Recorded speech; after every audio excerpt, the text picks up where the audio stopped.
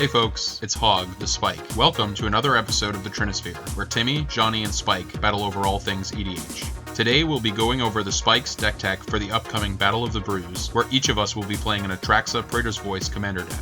Remember to like this video to see more deck techs like this one, and subscribe to get a notification on upcoming gameplay videos. Atraxa is a Witch Maw, meaning non-red, 4/4 Angel Horror with Flying, Vigilance, Death Touch, and Lifelink. Her most notable ability is, at the beginning of your end step, Proliferate, which is to add a counter to any number of permanents and or players. She is very flashy and well loved by the community, with over 5,000 decks registered on EDH Red. Unfortunately, we will only be using her for her colors in this video. If you'd like to see a more Atraxa-focused deck, then you can check out our Timmy and Johnny lists from the links in the show notes. Let me preface by saying that the list I've chosen for this week is not my own. I found it on the Budget Brews subreddit. It was originally created by Cameron from the Laboratory Maniacs and has been previously featured on an episode of the Spike Feeders. We are playing the Atraxa Shufflehulk with one minor alteration, that being, to meet our requirements for Battle of the Brews, we have swapped the Tymna Thrasios commander duo out for an Atraxa Praetor's Voice and included the Thrasios in our main board, as it is part of one of our main combos. I was pleasantly surprised to stumble upon this list, as I needed something that was both competitive and consistent, but also needed a deck that wasn't solely reliant on tutors. Because let's face it, our Timmy and Johnny need to at least think they have a shot at winning. An added bonus to our deck is that excluding our commander, this deck is sub $100, which is great for anyone trying to get into CEDH on a budget. Our primary win condition that we were aiming to assemble starts with Flash and Protean Hulk.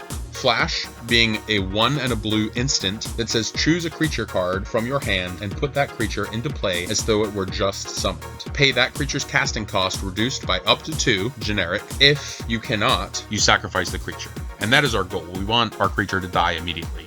And that creature that we need to die immediately is Protean Hulk.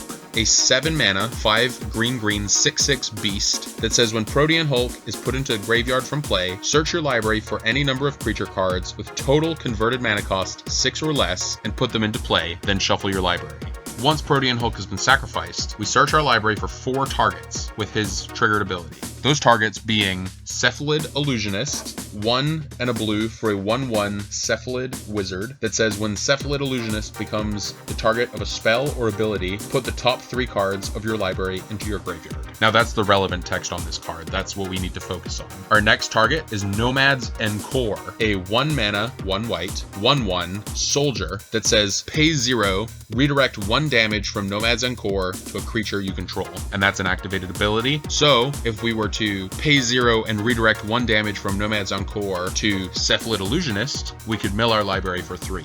Now that's important, and we'll get to that. Our third target is Zulaport Cutthroat, 1 and a black for a 1/1 human rogue ally. When Zulaport Cutthroat or another creature you control dies, each opponent loses 1 life, and you gain 1 life. And our fourth target can be either Viscera Seer or Carrion Feeder. We need one of these as a sacrifice outlet. Viscera Seer being 1 black for a 1/1 vampire wizard that says sacrifice a creature, scry 1. And Carrion Feeder, a 1/1 for 1 black zombie. Carrion Feeder cannot block, and it says sacrifice a creature, put a 1/1 counter on Carrion Feeder.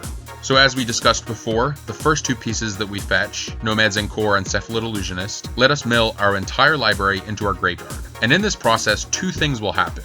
1, a Narcomoeba, a 1 and a blue 1/1 illusion with flying that says when Narcomoeba is put into your graveyard from your library, you may put it into play. So as we are milling our library, this will eventually get dumped into our graveyard. Its ability will trigger and it will go directly into play. That's step 1. Step 2 is an Ulamog the Infinite Gyre, an 11 mana 10/10 legendary Eldrazi that says when you cast Ulamog the Infinite Gyre, destroy target permanent. Annihilator 4, indestructible. And the most relevant text, because we're not playing as a Timmy here, we don't care about the 10/10 or the Annihilator 4. Our most relevant text that we want to look out for is when Ulamog is put into a graveyard from anywhere, its owner shuffles his or her graveyard into his or her library. So we have either Ulamog the Infinite Gyre or Gaia's Blessing, 1 and a green sorcery. Target player shuffles up to 3 target cards from his or her graveyard into his or her library. Draw a card. If Gaia's Blessing is put into your graveyard from your library, shuffle your graveyard into your library. So we have these two pieces that, when milled, will shuffle our whole graveyard back in. So we can essentially loop through our graveyard by milling indefinitely, hitting Narcomoeba, which goes directly into play. Then we want to sacrifice Narcomoeba to either our Viscera Seer or Carrion Feeder, whichever one we chose to put into play. That will then trigger our Zulaport Cutthroat. Each opponent will lose one,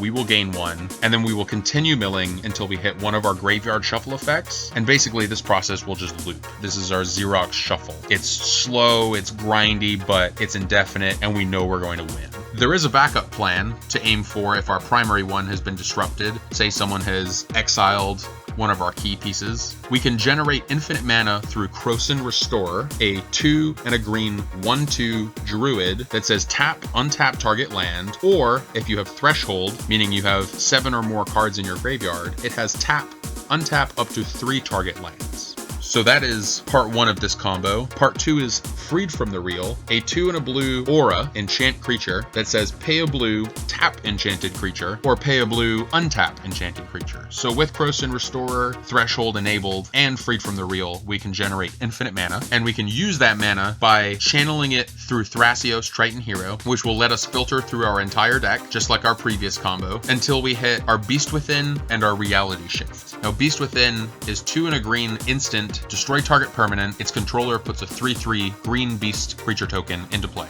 And Reality Shift, a 1 and a blue instant that says exile target creature. Its controller manifests the top card of their library. Now, Manifest says put the top card of your library face down into play as a 2/2 manifest creature, and then if the card manifested this way is a creature, you can turn it face up by paying its cost. So basically what we want to do here is we want to Beast Within all of our opponent's lands, and then Reality Shift all of the beast tokens, and then when there are no more beast tokens, we can Reality Shift all of the previously shifted creatures. So we just Reality Shift, they get a manifest token, we Reality Shift that manifested token. We keep doing this until they have no cards left in their library, and then when we pass, they will lose the game by drawing on an empty library. Now, the way we're going to do this is, obviously we have infinite mana, so we don't have to worry about casting the Beast Within and the Reality Shift, but how do we keep getting them back to our hand? How do we keep casting them more than once? Well, we have Gaia's Blessing, which will let us recycle the Reality Shift and the Beast Within, and then we need another card, which is Memory's Journey, a 1 and a blue instant that says target player shuffles up to 3 target cards from his or her graveyard into his or her library, and then it has flashback for a green.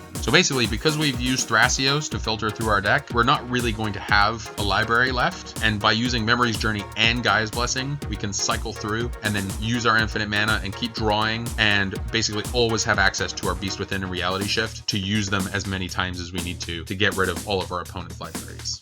The remainder of our deck is filled with mana dorks, efficient cantrips, interaction spells, tutors, and ways to cheat our combo into play. So let's break those down and discuss our choices. For mana ramp, we have Arbor Elf, Avacyn's Pilgrim, Elves of Deep Shadow, Elvish Mystic, Llanowar Elves, Dreamscape Artist, Farseek, Rampant Growth, Cultivate, Soul Ring, Wayfarer's Bauble, Corrupted Graphstone, Felwar Stone, Mind Stone, Prismatic Lens, Star Compass, and Wild Growth. We want to make sure we have enough mana early on that we won't worry about stumbling late game when we try to assemble our combo. And you may be asking, some of these choices seem a little janky. Well, we are on the sub $100 budget, so we had to make some cuts and some exceptions to make sure that we can assemble our combo. Our next category are cantrips. We have Brainstorm, Opt, Sleight of Hand, Anticipate, Impulse, Latnam's Legacy, See Beyond, Telling Time, Think Twice, Compulsive Research, Forbidden Alchemy, Read the Bones, Thirst for Knowledge, and Factor Fiction. We can't rely too heavily on our tutors, so we have these very effective ways of just churning through our deck. You know, we're drawing 1 card, we're drawing 2 cards, we're seeing 4 cards, we're seeing 5 cards. They're digging through, they're letting us find exactly what we need to progress our board state. Next up, we have our interaction spells, which will be either counter spells or removal. We have Chain of Vapor, Condescend, Dispel, Nature's Claim, Swords to Plowshares, Arcane Denial, Counterspell, Reality Shift, Beast Within, and Misdirection. Our mana cost, our average converted mana cost is quite low because we're trying to do a lot of different things here and we're trying to be as efficient as possible. So cards like Nature's Claim and Swords to Plowshares, they're very efficient, cheap removal spells. We're not really concerned with our opponent gaining 4 life of a Nature's Claim. That cost is much more appealing to us to be able to get rid of an artifact or an enchantment for 1 mana rather than playing something more expensive but maybe more flashy that our Timmy or Johnny would play. We do have some tutors in the deck. We have Eladamri's Call, Mausoleum's Secrets, Shred Memory, which is a card with Transmute, and Transmute says pay this cost, discard this card from your hand, search your library for any card with the same converted mana cost as the card you transmuted. So Shred Memory in this case is a 2-drop, so you'd be able to search your library for any 2-drop. Most notably, what you're usually going to tutor for is Flash, but you could get your Gaia's Blessing, you could also get your Rift Sweeper. Following on with tutors, we have Mystical Teachings and Dark Petition. Finally, we have ways to cheat our combo into play and protect our combo. We have Apprentice Necromancer, Rift Sweeper, as we talked about previously, Body Snatcher, Autumn's Veil, and Pattern of Rebirth. I'm looking forward to bringing home another win for all my fellow Spikes. So remember, if you're not first, then you're last.